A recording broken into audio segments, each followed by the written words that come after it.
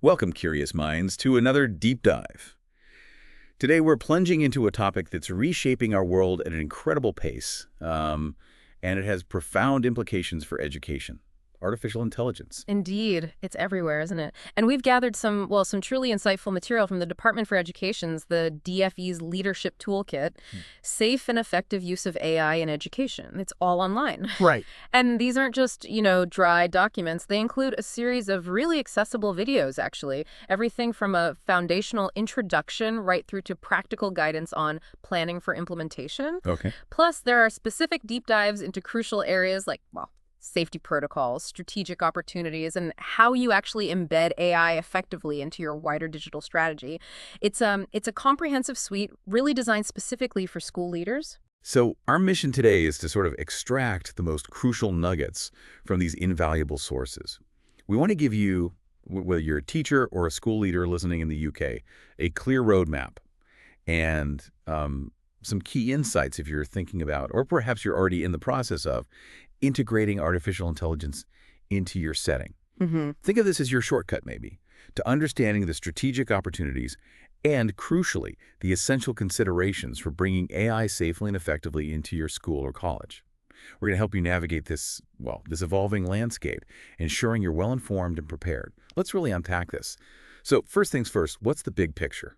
Why are we even talking about AI in schools? Is it just, a fleeting trend, or is there some genuine substance here that demands our attention? Yeah, good question. Because for busy educators and leaders, understanding that foundational why is just crucial, isn't it? It absolutely is. And the DFE sources make it abundantly clear. AI is, well, it's no longer some futuristic concept. It's already beginning to profoundly reshape how we lead, how we communicate, and how we deliver education in really tangible ways, right here, right now. So that's happening already. It is. And this isn't just about small sort of incremental adjustments. We're looking at fundamental shifts in operational efficiency and the very fabric of educational delivery. Critically, it offers genuine potential to enhance how schools and colleges function and, importantly, support staff in powerful new ways that could really alleviate some of those persistent pressures. And this is where it gets particularly compelling, I think, for anyone in a school setting. The potential applications that are mentioned, they're incredibly broad. They seem to span almost every facet of school life you can imagine. We're talking about streamlining those sometimes burdensome administrative processes, supporting diverse operational needs across different departments, which could lead to potentially significant workload reduction for both teachers and leaders. Exactly. Workload is huge. Beyond that, it sounds like it can enhance teaching methodologies, maybe revolutionize continuing professional development CPD for staff, foster greater inclusion for all learners, and even facilitate deeply personalized learning experiences for students. That's right. Just imagine the sheer volume of time savings this could bring. I mean, we're potentially talking hours per week that educators could reclaim. Yeah, potentially. Freeing them up to focus on their core mission. Direct student interaction, individualized feedback, or creative curriculum development. That's a profound shift, offering, enhanced support systems for everyone in the school community. It really is. But while the opportunities are indeed vast and, frankly, quite exciting, the sources immediately pivot to emphasize a critical, sort of non-negotiable principle. Okay, what's that? The importance of moving in a considered and safe way, always. Always keeping humans at the heart of everything we do. Right. Humans at the heart. This isn't merely a cautious footnote. It's presented as a foundational tenet that has to underpin every single decision you make about AI integration. The technology, however advanced it might be, should consistently serve human goals and enhance human interaction, not, the other way around. It's about augmentation, not replacement. That immediately raises a vital question then. What exactly are these risks we need to be so careful about? Because if we're going to dive into this new technology, we absolutely need to know where the hidden currents and potential pitfalls lie. What should school leaders be particularly vigilant about? Well, our sources identify several key risks that demand, really, meticulous consideration from leaders and educators. Firstly, there's the pervasive issue of lack of transparency. Okay. The black box idea. Exactly. Many modern AI technologies, particularly these complex large language models, operate as what's often termed a black box. Even the developers, the people who build these systems, may not fully understand every intricate detail of how they arrive at a particular output. Right. This opaque nature can make it incredibly difficult to fully trust the information or suggestions generated, as the underlying reasoning isn't always clear or verifiable. You're essentially relying on a system whose internal workings are, well, to a degree beyond immediate human comprehension. That's a bit worrying. It needs careful handling. Secondly, we must contend with the inherent danger of bias. AI, especially through machine learning, learns by processing vast quantities of existing data. Okay. Now, if these data sets aren't truly representative of the diverse populations the AI is designed to serve, or perhaps if they contain historical biases that reflect societal prejudices, Which they often do. which they often do, yes, then the AI will inevitably produce outputs that mirror and in some cases even amplify those biases. So it could make things worse. Potentially, yes. This could manifest in subtle ways, like skewed recommendations for resources, or more overtly, in unfair assessments or perpetuating societal stereotypes. This profoundly highlights the need for a critical mindset from all users, from leaders down to students, challenging outputs and applying human judgment rather than just, blindly accepting them. Critical thinking is key. Absolutely. And finally, we have a whole host of safeguarding concerns that are absolutely critical in any educational setting. These risks are multifaceted and require constant vigilance. Like what specifically? Well, they include protecting children's intellectual property, their IP. For example, if their original work is used to train an AI model without their consent. Right, I hadn't thought of that. It also involves ensuring students are shielded from the very lack of transparency we just discussed, as they might not understand why an AI system generates a particular answer. Then there's the growing challenge of guarding against the proliferation of fake news and sophisticated AI-generated images or videos, often called deepfakes. Which are getting very realistic. Worryingly so. They're becoming increasingly difficult to distinguish from reality. Also, preventing unwanted profiling of students based on their data and addressing the significant danger of over-reliance on AI. Where they just ask the AI instead of thinking. Exactly, where students might bypass genuine learning processes or perhaps seek help from AI rather than human support. These aren't minor points. They are central to student well-being, academic integrity, and effective education. Crikey, that's a lot to consider. And frankly, it sounds like it could be overwhelming for leaders and educators who might feel, significant pressure to jump into AI integration. Maybe they see other schools experimenting or feel a general push towards digital innovation. So what does this all mean for them? How should they react? Well, the Department for Education's advice is clear and I think quite reassuring, actually. It's learn fast, but act more slowly. Learn fast, act slowly. I like that. It's a crucial strategic imperative, especially for school leaders. You absolutely should not feel pressured to buy or select an AI tool until you are truly ready. It is paramount that you, as a leader, understand AI sufficiently, its capabilities, its limitations, its risks, its ethical implications, so that you can first define its specific purpose for your unique school or college setting. Right. It has to fit your context. Precisely. Only then can you strategically design the way your staff and students interact with AI. This measured, intentional approach ensures that any implementation is purposeful, aligned with your school's unique needs and values, rather than just a reactive adoption of new technology for its own sake. Think of it as building a strong foundation before you start building the house itself. And that's exactly what this DFE Leadership Toolkit, and by extension our deep dive today, is designed to support you with. Whether you're just starting to explore AI or maybe you're already integrating it into your systems, it's also worth noting, isn't it, that this leadership toolkit specifically builds on the foundational knowledge found in the accompanying teacher toolkit.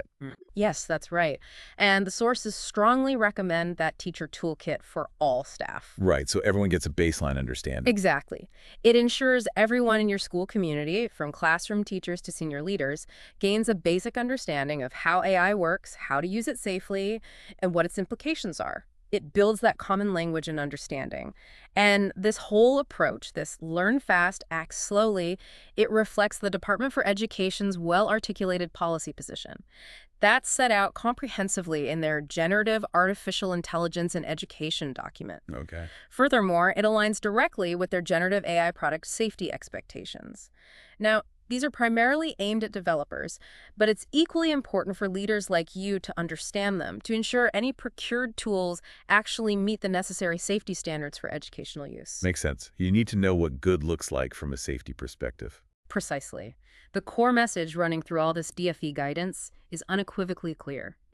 You must plan for the safe and effective use of AI as an integral part of your wider digital strategy. It shouldn't be siloed, Right. ensuring it genuinely benefits all of your staff and ultimately your students. This isn't about isolated tech purchases or quick fixes. It's about a cohesive, thoughtful, and strategic integration that serves your overarching educational goals. All right, so before we dive into specific tools or the really exciting applications, we must first address issues that are, well, intrinsic to AI systems themselves, regardless of how you use them. Right, the built-in challenges. Exactly. The DFE sources highlight two major ones that leaders and all users really need to get to grips with. Firstly, inaccuracy. This is often colloquially referred to as hallucinations. Hallucinations, that sounds dramatic. It does, but it's the term used. AI can, and frequently does, produce these inaccuracies in otherwise factual-sounding output.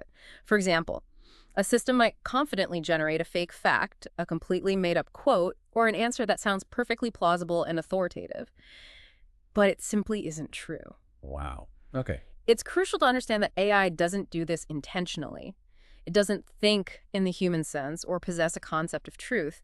Instead, it merely, well, it guesses based on statistical patterns and the vast amounts of data it's been trained on. So it's predicting the next likely So word. essentially, yes. It predicts the next word or piece of information that is most probable based on its training data, not necessarily what is factually correct. Okay, that's a really important distinction. It is. Secondly, AI can exhibit bias. Now, this can arise for a few reasons. Either there was inherent bias within the original data the AI model was trained on. Which we mentioned earlier. Exactly. Or a developer might have intentionally or unintentionally introduced bias or censorship into the model during its creation or fine-tuning. This means that AI outputs can inadvertently reflect, perpetuate, or even amplify existing societal prejudices or stereotypes present in the training data. For instance, if an AI is trained predominantly on data from one cultural context, its outputs might struggle to accurately or fairly represent diverse backgrounds. This again critically underscores the importance of that human-in-the-loop approach and maintaining a strong critical mindset when using AI. And more broadly, how the entire school community needs to develop these vital critical thinking skills to question, verify, and triangulate information, regardless of its source, AI, or otherwise. That's why that concept of human in the loop is so essential, isn't it? It's about always double-checking AI outputs, applying our professional judgment, and fostering those critical thinking skills across the entire school community, from leadership right down to the youngest students. It's not about automating away human intelligence, but truly augmenting it, ensuring our professional discernment remains the final arbiter. Absolutely. Couldn't agree more. Moving on, data protection and intellectual property, IP, are flagged as being of paramount importance. Schools must have a clear understanding of the risks associated with both and, crucially, be able to distinguish between IP and data protection. They're often conflated, but they have distinct legal implications and require different approaches to compliance. Okay, let's unpack intellectual property first then. Yeah. What exactly falls under IP in this context for schools, and what are the specific risks we need to be aware of? It feels like a potential minefield. It can be if not handled carefully. Intellectual property, or IP, covers a broad range of creative and original works, things like text, images, music, even computer code. The key takeaway, as highlighted in the DFE sources, is that you must obtain permission from the rights holder before using AI to generate or manipulate content based on someone else's existing work. Right, permission is key. Yes, and a truly crucial, perhaps often overlooked example provided is this.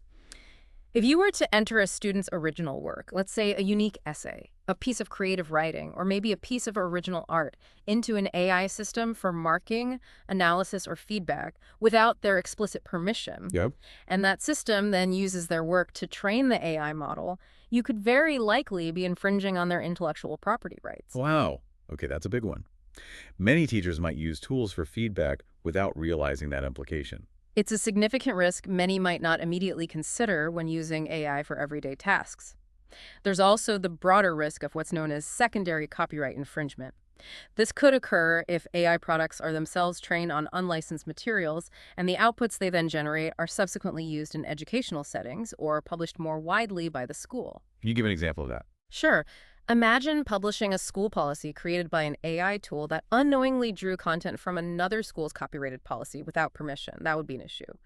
Or using an image generated by AI that was based on copyrighted artwork without permission would also fall into this category. Got it. And what about data protection then? That's where UK GDPR comes in, right? hmm Especially with sensitive student information like names or assessment data. This feels like a particularly complex area for schools. Absolutely. Data protection is distinct but equally critical, governed by the UK General Data Protection Regulation, UK GDPR. If you are processing personal data, and that's any information that identifies an individual, like pupil names, assessment results, contact details, or even student work containing identifiable details, you need a clear and lawful basis under UK GDPR for doing so. A lawful basis. Okay. Yes, and your lawful basis will depend on the specific purpose for processing the data. The DFE sources list the 6 possible lawful bases, and it's vital you correctly identify and document the right one for every AI application processing personal data. Can you remind us what those are briefly? Of course. There's consent, where the individual gives clear permission for a specific purpose. Contract, where processing is necessary for a contract, like staff payroll. Legal obligation for complying with the law, like attendance data. Vital interests, basically, to protect someone's life, a very high bar. Public task, necessary for tasks in the public interest or official functions, often relevant for schools, like processing assessment data.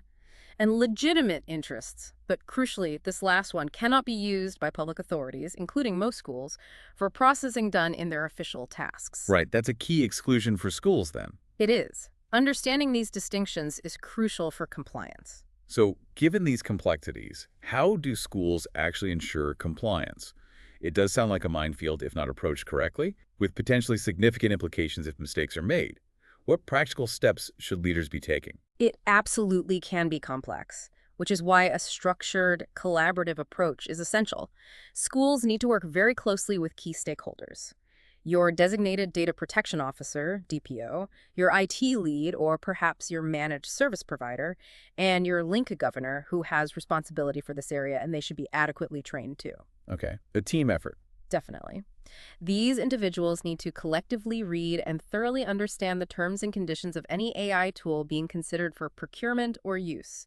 The DFE sources specifically recommend looking for phrases that indicate better data safety. Things like, data is not used to train the artificial intelligence model, or prompts are not reviewed by humans, or maybe activity isn't used for model improvements. Right. So look for those reassuring phrases. Exactly. The DFE also provides resources like the Using Generative AI Safely training video and their accompanying Need, Read, Proceed downloadable checklist. These are specifically designed to give schools practical guidance on safe use and help with data protection compliance by offering visual reminders. Useful resources then. Very. Additionally, for greater control and oversight, the guidance suggests looking for tools that offer enterprise-level controls. These allow your organization to, say, suspend activity, monitor use, or integrate with existing filtering and monitoring systems.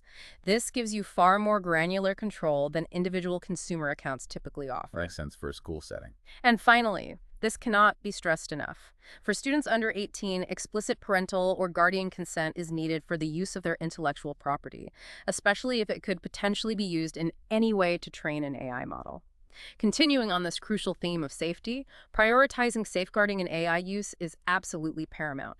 Any student access to AI must be meticulously planned and strictly implemented in line with the DFE's policy position, their product safety requirements, and crucially, your unwavering adherence to the Keeping Children Safe in Education guidance. This is not an area for guesswork or, casual adoption or just hoping for the best. It needs rigor. This raises an important question that's likely on many leaders' minds, especially given how easy they are to access. Are those free, publicly available AI tools suitable for student use in a school environment? What are the DFE's recommendations here? Generally, no. The DFE sources are quite clear on this point. Most freely available AI tools, particularly those accessed via personal accounts, simply lack the appropriate safeguards necessary for use with children in schools. Okay, and why is that exactly? Well, a major concern is that the AI tool or model may learn from student inputs and the information they provide. As we've discussed, this presents significant data protection and IP risks. Furthermore, the minimum age requirements for these tools must be fully understood and rigorously enforced within the school. Many have a minimum age of 13 or even 18. Right, age restrictions are often overlooked. They are. Beyond that, schools need to very carefully consider how the responsible use of any AI tool, even approved ones, can be supported in a way that fully aligns with your statutory safeguarding duties. There's still a lot we need to learn about the long-term impact of AI use on young people, and the evidence is still rapidly developing, which makes a cautious and controlled approach even more critical. It's particularly insightful that the DFE guidance focuses on the potential for over-reliance on AI and the risk of students bypassing fundamental learning processes. It's a very real concern, isn't it? Given that many AI systems will just provide an answer without explaining the underlying process or requiring critical thought. This could inadvertently lead to students just seeking quick answers instead of developing deeper understanding, critical thinking, or problem-solving skills, which are, core to genuine education. That's precisely it. And safeguarding extends significantly to your school's online safety policies. These absolutely need to be proactively updated to reflect the rapidly changing risks introduced by AI use. So what specific risks should policies now cover? Well, this includes, but isn't limited to, the increasingly realistic nature of AI-generated content, things like fake news or synthetic media. Also, the potential for sophisticated scams leveraging AI to defraud or manipulate individuals, advanced image manipulation techniques, and particularly the grave risk of sexual extortion through deepfakes. Right, those generated images or videos. Yes, computer-generated images or videos that can realistically depict individuals. Regular and robust training for staff on identifying and responding to these emerging online risks is crucial. This training should be recurring and delivered alongside your statutory, regular safeguarding training for staff, ensuring everyone is up to date and confident in their ability to act. Keeping children safe in education, guidance explicitly highlights online safety as a core safeguarding responsibility for schools. The DFE guidance also really emphasizes integrating online safety not just as a standalone topic, but weaving it into the wider curriculum and, of course, into ongoing staff training. This extends, doesn't it, to the sensitive issue of student photos, which is something every school deals with daily. Yes, indeed. Schools must have a crystal clear policy on photographs, which needs to be read in conjunction with your data protection, safeguarding, and child protection policies. This is especially important for students who may have specific reasons for not wanting their images shared publicly, perhaps due to court orders, being in care, or being at risk of abuse. So clarity and sensitivity are key. Absolutely. School leaders must ensure that the use of photos is responsible, allowing you to achieve your legitimate objectives like identification for internal systems or promotion of school activities, whilst always respecting the privacy of students. Photos that identify individual children are considered personal data, so schools must have a clear lawful basis under UK GDPR before using or publishing them. And you need to be able to evidence that lawful basis. And transparency, too. Yes, for transparency, you must have clear privacy notices detailing precisely how student images will be used, where they will be published, and for how long. Where consent is your lawful basis, you must meticulously keep evidence of consent forms and provide easy and accessible means for parents and students to withdraw that consent at any time. Right. Easy withdrawal is important. Very. And as a best practice, the Information Commissioner's Office, the ICO, advises avoiding including student names when publishing photos unless there's a clear, necessary, and documented reason to do so. Yeah. And in the awful event of something like online extortion happening, what's the protocol? In that unfortunate event, which sadly is a growing risk with increasingly realistic AI-generated content, safeguarding processes must be followed rigorously. Any criminal activity must be reported to the police immediately. Okay. If the extortion involves the school's systems or data, you may also need to report it to your risk protection arrangement or your insurance company. Any indecent images must be immediately reported to the Internet Watch Foundation, IWF. Right, the IWF. And the National Crime Agency Child Online Protection Safety Center, NCA COP Safety Center, provides a direct reporting route for under 18s to report online sexual abuse and grooming. Good to know those routes exist. Absolutely. And for ongoing vigilance, annual online safety reviews and comprehensive risk assessments, perhaps using tools like 360 Safe or the London Grid for Learning's audit framework, are absolutely essential. Regular reviews of your filtering and monitoring reports, ideally as standing agenda items in leadership and governor meetings, are also critical to identify trends, respond swiftly to emerging threats, and ensure your protective measures are actually effective. Okay, moving from general safeguards to the practicalities of actually acquiring tools, selecting AI tools safely demands thorough and meticulous assessment. The DFE's guidance stresses that conducting a data protection impact assessment, a DPIA, before using any new AI tool is absolutely critical, especially when it involves student data. A DPIA, right? This is a crucial step that helps you identify potential risks to personal data upfront. It then allows for the implementation of necessary mitigations to ensure the tool is safe, secure, and ethical before it's ever widely deployed across the school. So when a school leader's looking at a new AI tool, maybe they've seen a glossy brochure or had a sales presentation, what are the specific critical questions they should be asking about it before even considering implementation? What's on that essential checklist? The sources provide a clear set of questions that form a pretty robust checklist for procurement. You should rigorously ask. Firstly, does it solve an identified problem? For instance, does it genuinely alleviate a documented workload burden for teachers? Or is it perhaps just a shiny new solution looking for a problem? This ensures purposeful adoption. Purpose first. Secondly, is there evidence of its effectiveness? Has the tool been proven to be effective in other educational establishments, ideally in a similar context to your own school or college? This offers a degree of confidence in its utility and impact. Right. Proof points matter. Thirdly, is the tool secure? Does it meet UK GDPR requirements for data protection, and does it robustly safeguard against the loss or misuse of student data or intellectual property?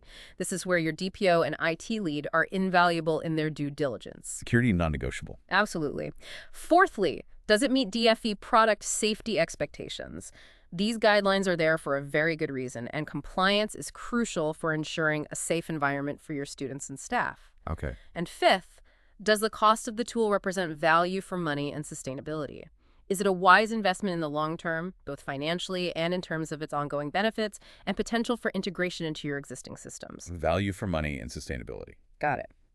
There's also a critical point of caution from the DFE guidance, specifically surrounding AI tools designed to support student mental health. Ah, yes. That's a sensitive area. Extremely. These must be regulated by the Medicines and Healthcare Products Regulatory Authority, the MHRA. There are many significant risks associated with unregulated mental health apps, including the potential for sensitive disclosures not being identified by human oversight, or perhaps providing inappropriate or even harmful advice. So human oversight is critical there. Absolutely paramount. Transparency and human oversight are key. AI should always assist, not replace, human decision makers and trained professionals. While AI systems can, for example, analyze large data sets of anonymized school information to identify patterns and trends, maybe revealing an uptick in a certain type of behavior mark across a year group that might suggest a pastoral need. Okay, so it can spot trends. It can, but it is essential that no decision that could adversely impact a student outcome is ever based purely on AI without thorough human review and oversight. Right. This means AI should never be the full basis for generating a student's final academic mark or making a critical decision about their admission or exclusion. The human judgment must always be the final step. That makes perfect sense. The human element for crucial decisions and empathetic support is fundamentally non-negotiable. So, how do we distinguish between the myriad of tools out there, especially given the varying levels of safety and control available in the market? Well, the DFE sources highlight the crucial distinction between those free individual accounts, which staff might casually sign up for on their own, and what are termed enterprise tools. This distinction is incredibly important for organizational safety, compliance, and effective strategic implementation.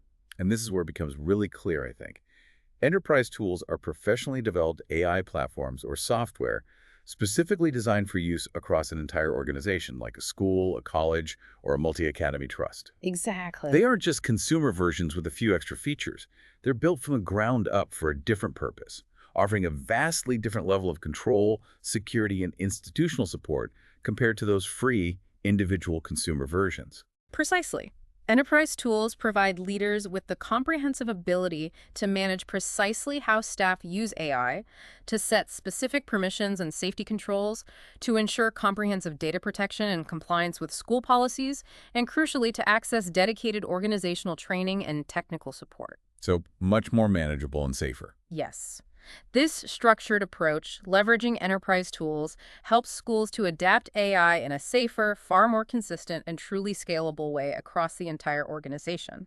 In stark contrast, those freely available tools that staff might sign up to on an individual basis simply won't have the necessary technical safeguards to protect sensitive data and intellectual property, and they are highly unlikely to meet the DFE's stringent product safety expectations. Right. This is why it's so important for leaders to be crystal clear with all staff on which tools have been evaluated, approved, and licensed for use, and to emphasize that only these approved AI tools should be utilized for school-related work. So clear communication is vital. Essential.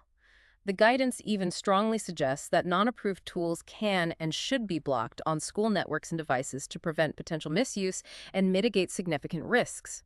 Now, it's not just about what AI tools to procure or which ones to block, but critically, how the entire school community develops the necessary skills and confidence to navigate AI safely and effectively. This is where curriculum development and comprehensive staff development become absolutely pivotal. This raises an important question then. How can schools systematically integrate AI literacy and critical thinking skills into the curriculum to truly prepare students for an AI-driven world that they'll inevitably inhabit? It's about empowering them, isn't it? Not just protecting them. That's a great way to put it. The DFE guidance suggests several practical pathways. Firstly, you should proactively review your computing curriculum and your relationships, sex and health education, RSE online safety curricula. Make sure they explicitly address the nuances and emerging risks related to online safety that are introduced by generative AI, such as the creation and detection of deepfakes or sophisticated AI-generated scams. So update existing curricula. Yes. Secondly, you can use existing communication channels like newsletters and school websites to provide regular updates on AI and online safety guidelines to the wider community, including parents. Holding workshops specifically for parents can extend that online safety net beyond school boundaries, discussing key issues around safeguarding and responsible AI use at home. Engaging parents is key too. Definitely. Within teaching and learning activities, it is paramount that teachers consistently model critical thinking when evaluating AI outputs. This means carefully checking for potential bias, verifying accuracy, and ensuring pedagogical alignment with learning objectives. Modeling good practice. Yes, you should explicitly encourage students to question, analyze, interpret, evaluate, and make informed judgments about any information they encounter that could be or is known to be generated by AI. This highlights the vital need for students to have strong foundational subject knowledge and the ability to triangulate information from trusted, verified sources. Don't just take the AI's word for it. Right. Develop that critical lens. Yeah. Furthermore, within your personal, social, health, PSH, or computing curricula, you can incorporate dedicated lessons on AI ethics and digital citizenship. This creates crucial opportunities for students to discuss the broader societal and individual ethical implications of AI, including issues like data privacy, transparency of algorithms, and even the environmental and societal impact of large-scale AI systems. It fosters that sense of responsible and ethical use. Broader societal context is important. It is. And finally, schools and colleges should proactively investigate the growing range of AI career opportunities and integrate real-world examples into relevant courses and career advice, aligning with the Gatsby benchmarks for good career guidance. This helps students feel ready for a future where AI is commonplace across a wide range of industries, from film and music to business, engineering, and coding. Preparing them for the future workforce. Exactly. But crucially, before introducing or developing any widespread use of AI tools, leaders must ensure that all staff have foundational training on AI and its safety implications. The DFE Teacher Toolkit we mentioned covers this comprehensively. This isn't optional. It's essential for competent and confident deployment across the school.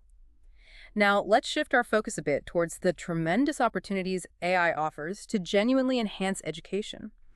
The Education Endowment Foundation, the EEF, provides some really useful foundational guidance here. They emphasize that technology should always be seen as a tool to support high-quality teaching and learning, not a standalone solution or some kind of universal panacea. It's all about purposeful integration. So, if I understand correctly, the EEF's message is that technology works best when it's carefully integrated into well-designed lessons, aligned with clear pedagogical goals, and, crucially, supported by robust teacher professional development. It's about enhancing student understanding, facilitating effective and timely feedback, and supporting independent learning, rather than simply replacing traditional teaching methods or being seen as an end in itself. It's about making teaching better, not just different. Precisely. Key EEF recommendations include ensuring that technology use is always purposeful, with clear and measurable link to improving learning outcomes. and that teachers receive adequate, ongoing training to use digital technologies effectively and confidently. Ongoing training is key. Yes. The EEF guidance also stresses the need for careful, phased implementation, as technology adoption can be costly and time-consuming if not approached strategically and with an evidence-informed mindset. Settings should rigorously consider how digital tools fit into their broader teaching and learning strategies, ensuring their use is evidence-informed, sustainable, and genuinely adds value. Evidence-informed and sustainable. Makes sense. For example, the Oak National Academy's AI tool, which many teachers in England use, is specifically grounded in the national curriculum for England.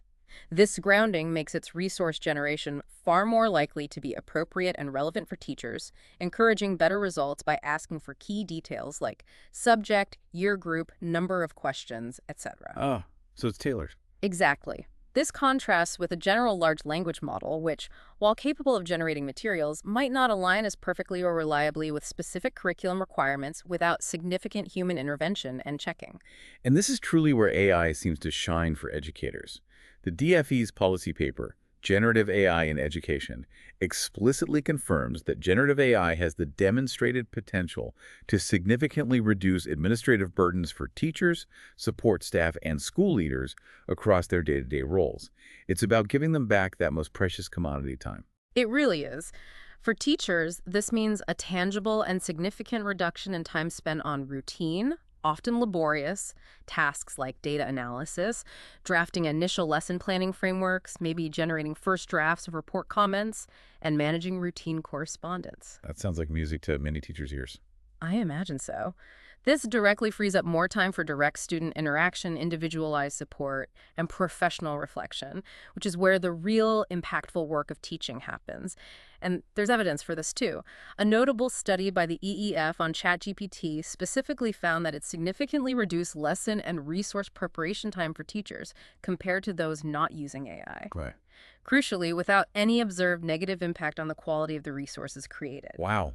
Same quality, less time. That's a huge game changer. It really is, as it directly addresses a persistent and widely acknowledged pain point for educators across the country workload. And for leaders, the benefits sound equally significant.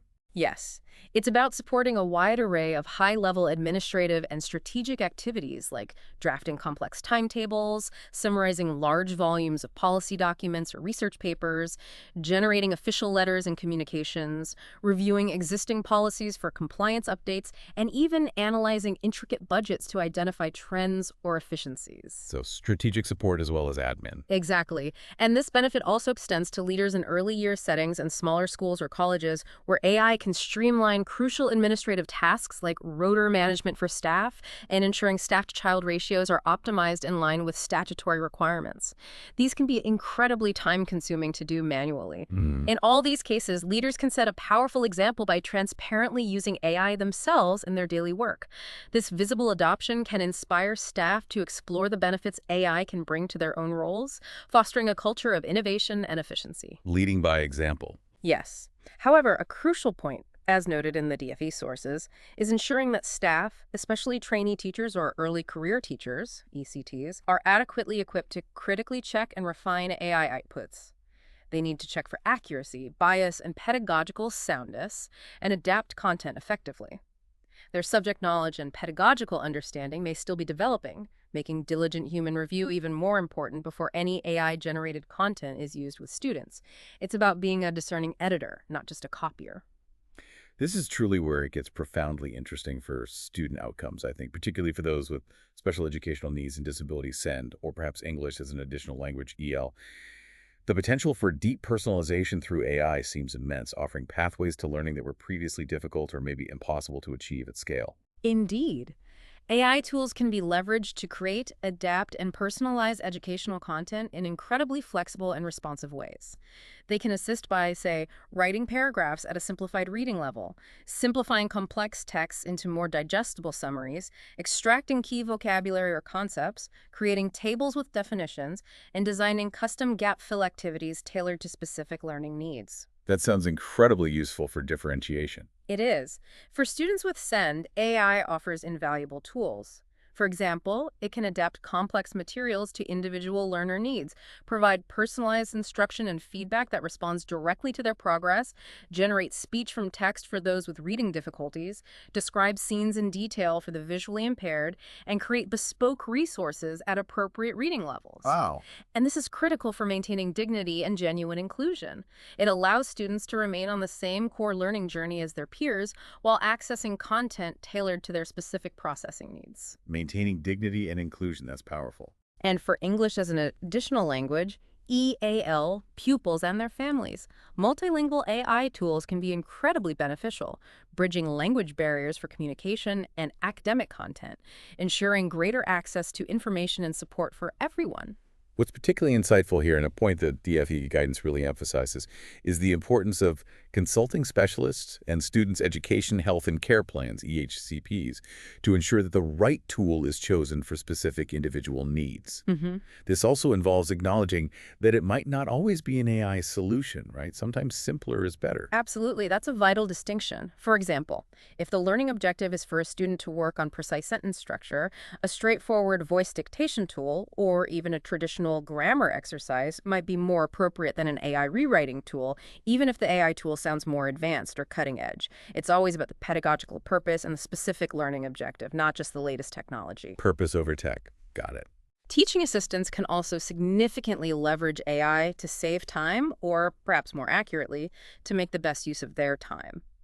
It allows them to adapt tasks more quickly based on individual support strategies for students.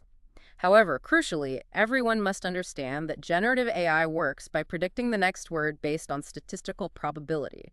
It doesn't understand content in a human sense. Right, that prediction point again. Yes, and it fundamentally lacks the deep pedagogical knowledge that educators possess regarding scaffolding learning, implementing retrieval practice, or fostering metacognition. This means a human must always be in the loop to check, refine, and pedagogically direct the content. This inherent limitation highlights the potential for over-reliance, especially for vulnerable students, doesn't it? And the risk of bypassing deep learning processes or even missing crucial safeguarding opportunities if AI becomes a primary source of help-seeking rather than human educators. I read somewhere about the emotional attachment some chatbots can inadvertently foster with vulnerable students, which is a particular concern. It could potentially lead to them seeking less help from humans who can provide genuine empathy and support. That's a very real concern highlighted in the guidance, too. It reinforces that AI is a tool, perhaps an assistant, but definitely not a confidant or a replacement for human connection and professional support. And the benefits of AI extend far beyond direct classroom teaching. It can significantly streamline broader school or college operations, supporting various vital support staff roles across the institution. Okay, so beyond the classroom. Yes. Wow. For instance, finance teams could use safe and approved AI tools to analyze complex budgets and support long-term financial planning, perhaps identifying trends or anomalies far more quickly than manual methods allow. Business managers could leverage AI to generate first drafts of tender documents based on predefined requirements, saving considerable time. Site staff might use voice dictation within approved tools to create detailed reports, improving efficiency and accessibility. And data managers can harness AI to generate powerful insights from school data, perhaps identifying patterns in progress, behavior, or attendance data across different cohorts, which can then inform targeted interventions and additional support for specific students or groups. So efficiency gains across the board, potentially. Potentially, yes. This means that involving all staff, not just teachers, but administrators, support staff, leadership in AI, continued professional development, CPD, can significantly improve efficiency and effectiveness across the entire organization. Ultimately, this streamlining of operations and enhanced support for staff can have a profound positive impact on pupil and student outcomes, creating a more effective, responsive, and ultimately a more human-centered educational environment for everyone. Now, when it comes to strategically implementing AI, the DFE guidance is very clear. AI should be considered a core integrated part of your school's wider digital strategy. It shouldn't be a standalone ad hoc add-on. This ensures coherence, sustainability, and alignment with your overall educational vision. This raises an important question, I think, that school leaders should consider as a foundational step, perhaps even before looking at specific tools. What are the grounding questions for considering AI in the first place?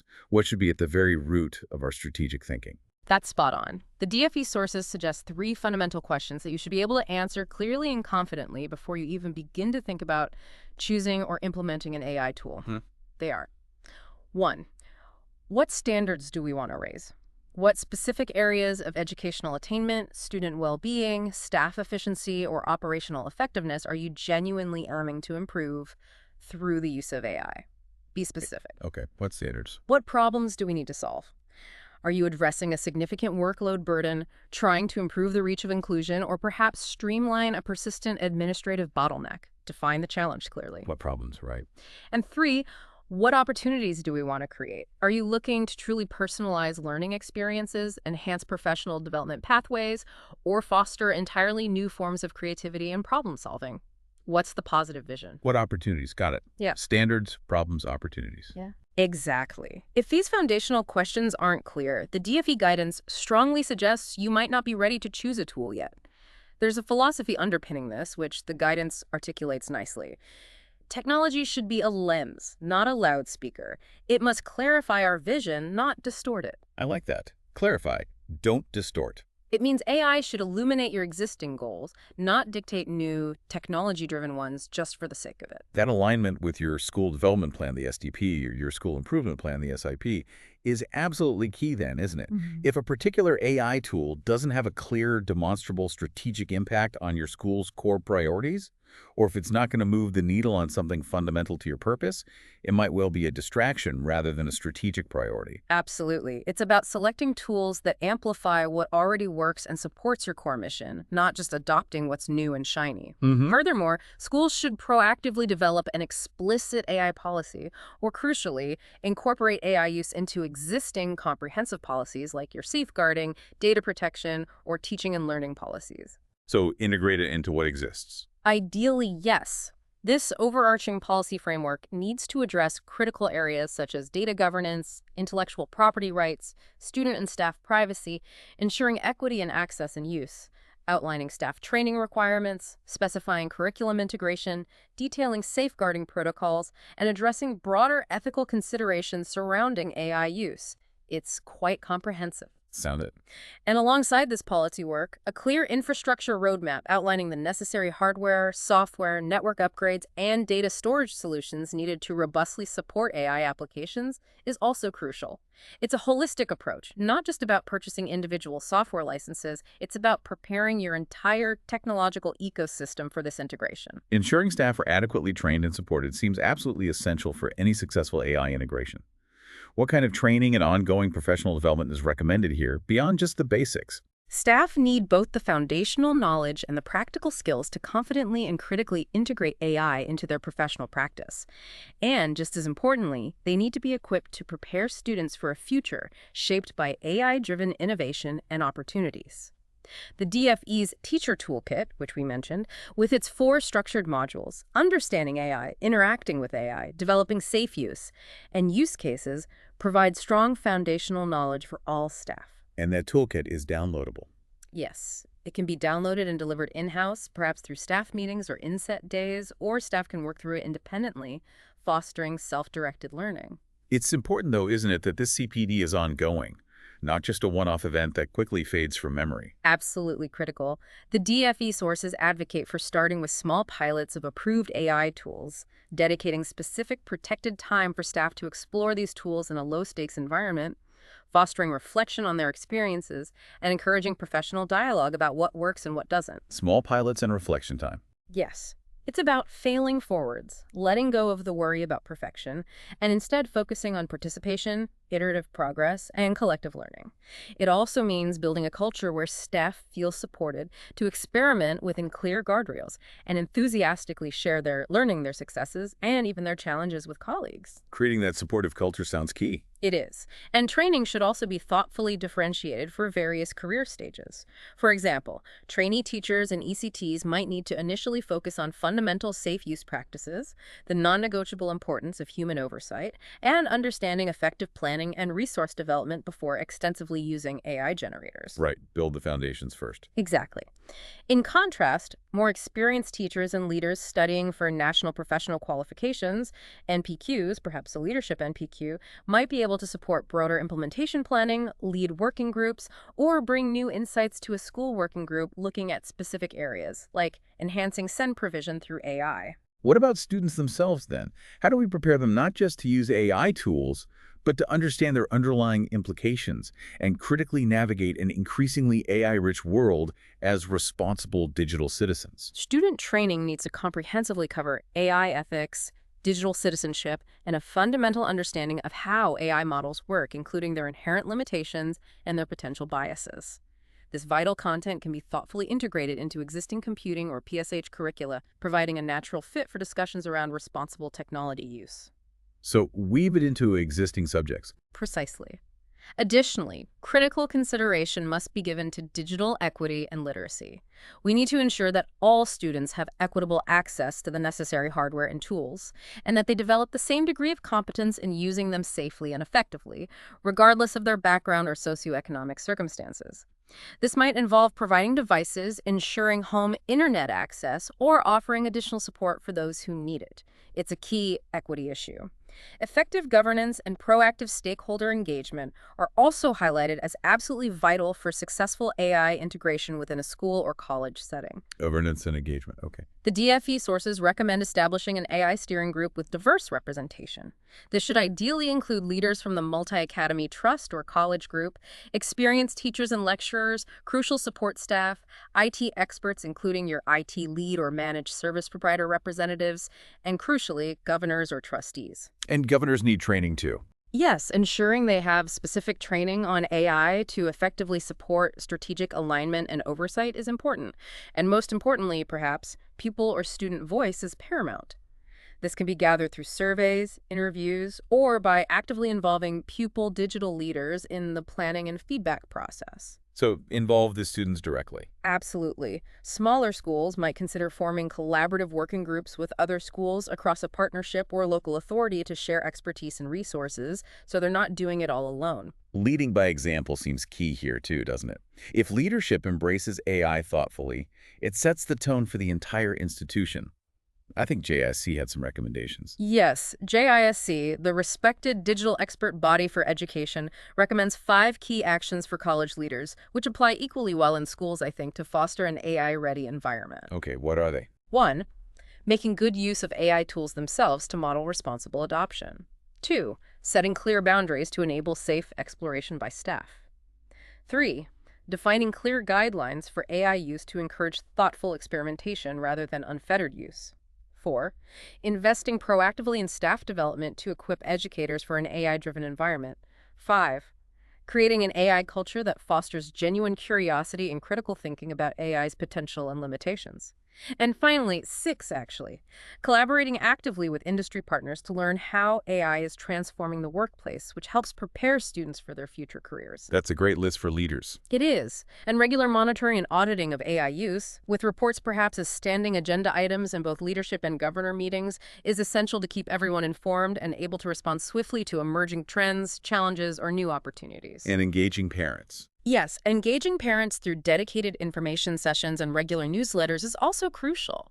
This clarifies the school's considered approach to AI, shares important online safety tips for home use, and ensures the wider community understands both the risks and the immense benefits of AI, building trust and shared understanding. This raises an important question, particularly for students in the classroom. What about students using generative AI for academic work or formal assessments? How do schools ensure academic integrity in a world where AI can produce sophisticated text with such ease? Yes, the sources highlight this as a significant and evolving risk. Schools need to establish clear and transparent guidance, potentially within existing assessment or behavior policies, on whether and how AI use is acceptable for student work. So clarity on what's allowed and what isn't. Exactly. Homework tasks, for instance, should perhaps be designed strategically to focus on activities that cannot be easily completed by AI things that encourage genuine learning, critical thinking, the application of knowledge, rather than mere content generation. Designing AI-resistant tasks. To an extent, yes. Or tasks where AI might be a tool but not the end product. When it comes to formal summative assessments, there is specific guidance from the Joint Council for Qualifications, the JCQ, on AI-generated content, which schools must rigorously adhere to for examinations and regulated qualifications. Right, the JCQ guidance is key for formal exams. What's particularly insightful and a crucial warning from the DFE is that many traditional plagiarism detection tools might not actually be effective for AI-generated content. Oh, really? Why is that? Well, these tools are generally designed to detect copying from existing human-authored sources, not necessarily unique text generated by an AI. Furthermore, using some of these tools can also inadvertently breach data protection and intellectual property rights if student work is uploaded to free third-party services without explicit permission, as the underlying AI models might learn from that uploaded student work, potentially incorporating it into future responses. Crikey, another potential pitfall. It is. The core principle remains that strong, existing academic integrity policies should be in place that clearly articulate what schools are trying to achieve pedagogically. It's about acknowledging that AI can both present problematic issues regarding integrity and, paradoxically, extend opportunities for academic growth and deeper learning when used appropriately and with human oversight. It's about finding that balance and clearly communicating it to students and staff. To further support thoughtful and structured AI integration, the sources introduced two widely recognized frameworks that can significantly guide leaders in their strategic planning and pedagogical considerations. Okay, frameworks can be useful. What are they?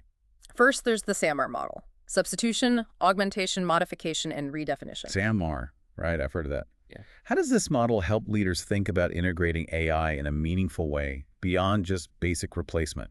Well, it provides a valuable lens for leaders to consider how AI tools can support teachers in evolving their classroom practice. At the substitution level, AI simply replaces an existing task without significant functional change. For example, AI generating a basic lesson plan template or summarizing meeting notes, things you could do manually. Okay, basic swap. Then at the augmentation level, AI enhances these existing tasks, improving their efficiency, quality, or accessibility. This might involve using AI tools to refine existing classroom materials, rapidly generate differentiated worksheets for diverse learners, or suggest alternative explanations for complex topics. These uses can save teachers considerable time and help them focus on higher impact, student-facing activities. So making existing tasks better or faster? Exactly. In the SAMR model, technology plays a more transformative role at the modification and redefinition stages. At modification, AI offers genuinely new opportunities, allowing for significant task redesign that wouldn't really be possible without the technology. For instance, rapidly adapting entire teaching resources for students with diverse needs while still maintaining vigilant human oversight, or maybe using an AI-powered speech-to-text tool to instantly transcribe student discussions for later analysis. Okay, doing things differently. And finally, at the redefinition stage, AI enables entirely new ways of teaching and learning that were previously inconceivable without the technology. This could involve AI-powered tools that convert complex text into multimodal formats, like creating an interactive podcast from notes, generating a dynamic video presentation, or producing a natural-sounding narration to significantly enhance accessibility for various learning styles. So creating brand new possibilities. Essentially, yes. The SAMR model helps you reflect on your current technology use and aim for more transformative impacts where appropriate. It's not always about reaching the top level for every single task, but about being intentional and understanding the potential for deeper integration. Okay, that's MR. Well, what's the second framework? The second is the TPAC model: technological, pedagogical, and content knowledge. TPAC. Right. This sounds like it brings together the how and the what of teaching with technology. How does this fit into the AI picture for educators? The TPAC model, developed by Mishra and Kohler, provides a really valuable structure for educators to understand the complex interplay between technology, the T, pedagogy, the art and science of teaching, the P, and subject content knowledge, the CK, when designing truly effective teaching and learning experiences. Okay, the three circles interacting.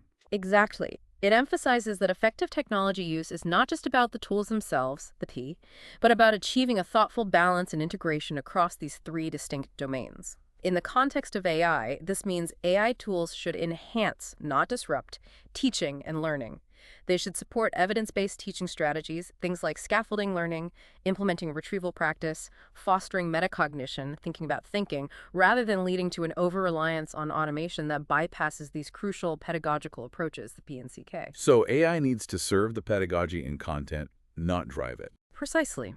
A well-rounded digital strategy, robustly informed by TPAC, considers not just what AI can do technologically, but how it fits into the existing curriculum, content knowledge, genuinely supports teachers as they apply their professional judgment and teaching skills, pedagogical knowledge, and ultimately benefits student learning outcomes in profound ways. And throughout this journey, the Department for Education provides crucial guidance to ensure best practice in AI integration across UK schools and colleges. Their Generative AI in Education policy paper, for instance, thoughtfully outlines AI's potential to support every child and young person, regardless of their background, to achieve at school and college. However, it equally stresses the non-negotiable need for safe, responsible, and effective implementation, directly addressing those core risks we've discussed like inaccuracy, hallucinations, inherent bias, and intellectual property infringement. Good digital technology governance is clearly the bedrock for all of this, isn't it?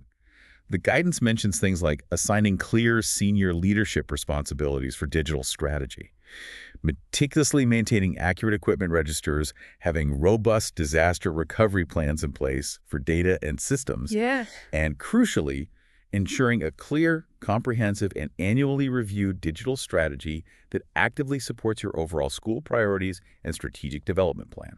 Absolutely. That governance piece is fundamental.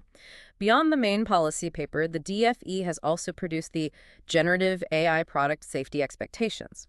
Now, while these guidelines are primarily aimed at ed tech developers and suppliers of AI tools, Right, for the companies making the tech. yes, but as a school leader, you must thoroughly understand them to ensure that any AI tools used in your setting are indeed safe and effective and have the correct safeguards built in, including those to robustly protect personal data and student intellectual property.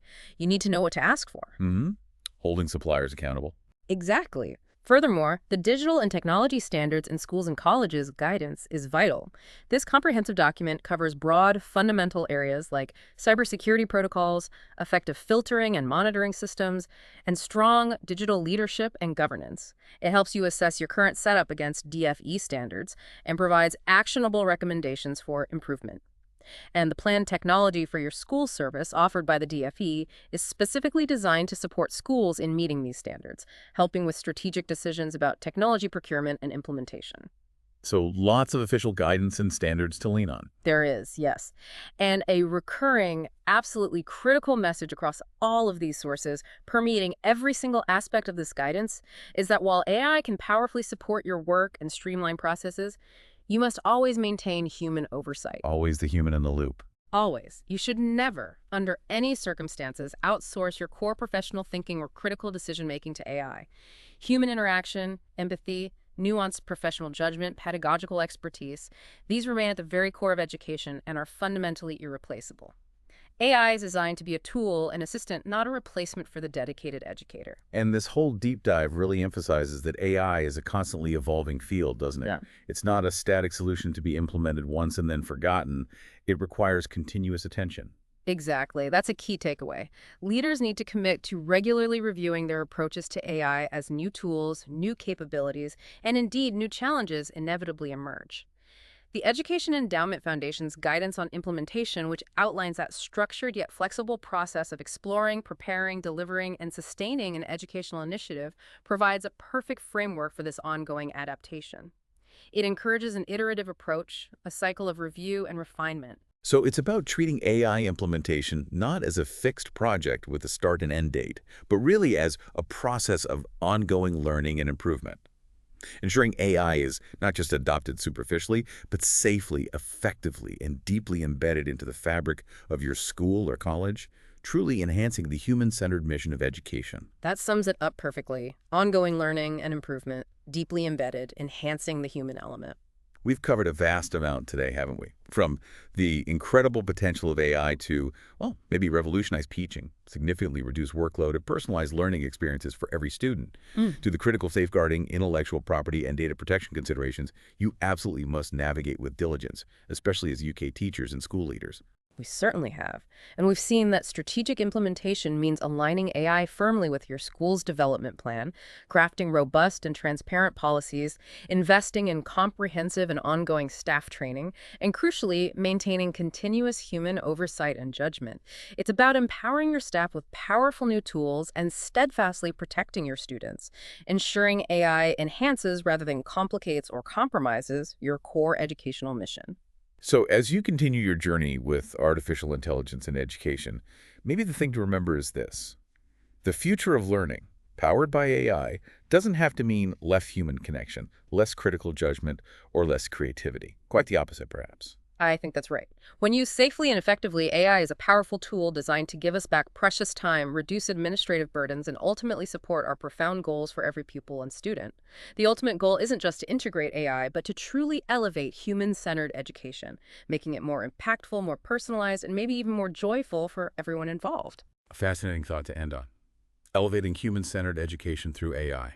So perhaps the question for you listening is, what stands out to you as the most crucial, immediate step your school needs to take first on this journey?